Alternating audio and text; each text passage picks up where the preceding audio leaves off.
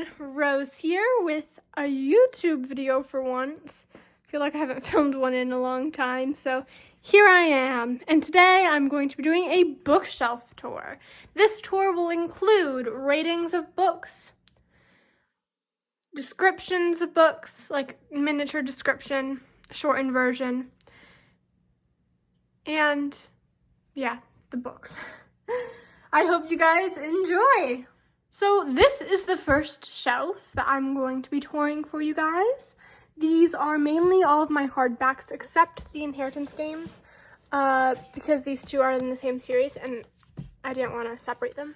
Starting with The Invisible Life of Addie Larue by V.E. Schwab. I rated this book 5 out of 5 stars. It was a beautiful, heart-wrenching book. The Invisible Life of Addie Larue is about this girl who makes a deal with someone, and now she's invisible to the rest of the world. Everybody she meets immediately forgets her, except for one day when she meets a guy that remembers her. After that, there's a long list of stuff that happens, and this book was really good. There were definitely a few moments that stuck out to me and really connected me with the story. I highly recommend this book. Next up, we have Girl Serpentthorne by Melissa Basha Hardost. Sorry if I say any of these names wrong or mispronounce them. I'm not the best with the names. Girl Serpentthorne. I rated this book 3 out of 5 stars. It was a pretty good book. It got me out of a reading slump, but in all honesty, I've read better. I would say this is an underrated book, though. Definitely helped me get rid of my reading slump, and so maybe it'll help you too. This book is about a girl who is different from the rest, and there's a mission that she goes on, pretty much. Next up, we have Chain of Iron by Cassandra Clare. This is a part of The Last Hours. It is book 2. And if you know me, if you watched one of my later book talks, then you would know that I have not read a Cassandra Clare book. So I decided to try out Cassandra Clare, and I read Chain of Gold, and then I had to get Chain of Iron. It was so good. I absolutely love the characters. I rated this book 4 out of 5 stars. Better than the first one, but not just yet 5 stars. But it was amazing, and the ending is killing me. If you read it, you know.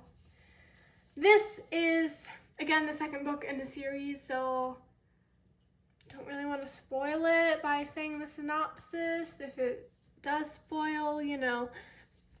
So, let's go on to the next book. The next one is These Violent Delights by Chloe Gong.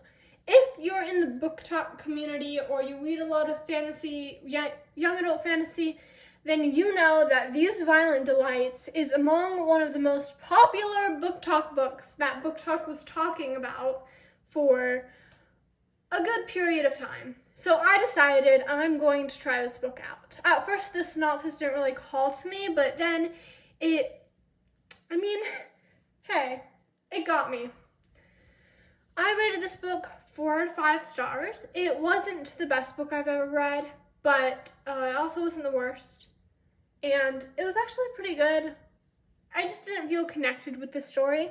This is about 2 gangs that are rivaling, and it's a Romeo and Juliet retelling. So, yeah, on to the next book. Alright, that transition sucked, but 6 Crimson Cranes by Elizabeth Lim. So, I suppose Book Talk has talked about this one a little bit, but didn't really, it wasn't that popular. I rated this book 2 out of 5 stars. It had more magical elements in it, and I mean, I like magic and all that stuff, but it just didn't call to me. It was not my favorite book.